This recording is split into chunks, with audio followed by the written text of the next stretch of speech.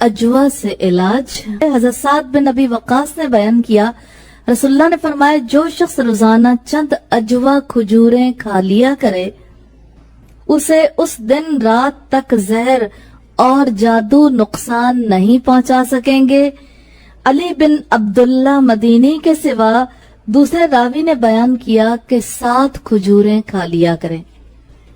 ये रिवायत सही बुखारी की है, 5768 नंबर पर है, जिससे हमें पता चलता है कि अजवा खजूर में तासीर है। और तासीर किसके लिए? 2 चीजें यहाँ से हमें हदीस के हवाले से पता चलती हैं, एक तो जहर है और दूसरे जादू।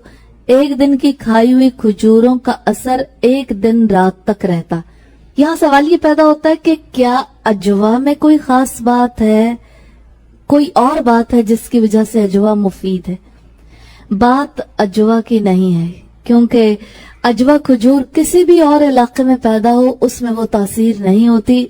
बात मोहम्मद रसूलुल्लाह सल्लल्लाहु अलैहि वसल्लम की दुआ की है कि आपने ये दुआ की थी और मदीना की अजवा में ये तासीर है। तो यूं अजवा खजूर के रेफरेंस से हमने ये भी देखा कि अजवा को रसूलुल्लाह की दुआ लग गई थी। काश हमें भी ऐसे काम करने का मौका मिल जाए कि हम रसूलुल्लाह की दुआओं के मिसदाक बन जाएं।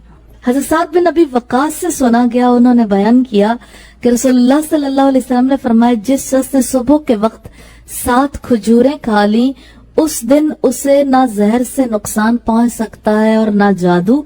सही बुखारी की रिवायत है 5769 नंबर पर।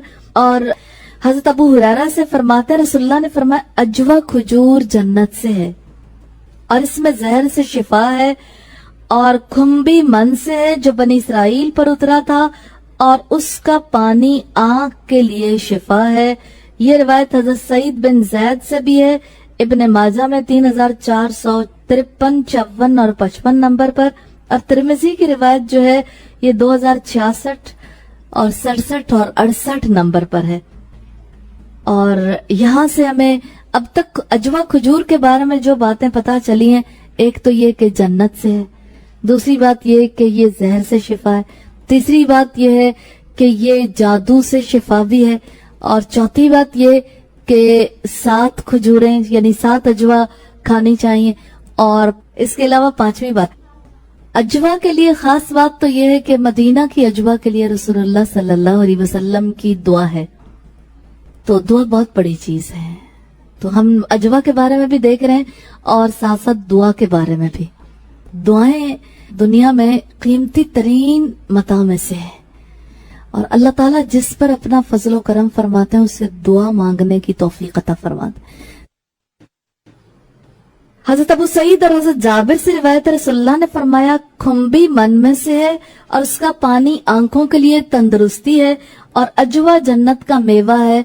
यहाँ ये छठी बात आ गई, वो दीवानगी से शिफा है। इब्न माजा की रिवायत है 3453 नंबर पर। दीवानगी नॉर्मली क्यों लाहक होती है, इसके बहुत सारे असबाब हो सकते हैं, लेकिन एक दीवानगी जादू या जिन्नात के असरात की वजह से होती है कि इंसान अपने आप में नहीं रह जाता। तो जादू के बुरे असर को अजवा खजूर भी दूर करती है, ये रसूलुल्लाह सल्लल्लाहु अलैहि वसल्लम ने फरमाया। हज़रत राफे बिन अम्र मुज़नी से रिवायत है, फरमाते हैं, मैंने रसूलुल्लाह सल्लल्लाहु अलैहि वसल्लम से सुना, फरमाते थे, अजवा और बैतुल मक़दस का सखरा जन्नत में से है। सखरे से मुराद पत्थर है।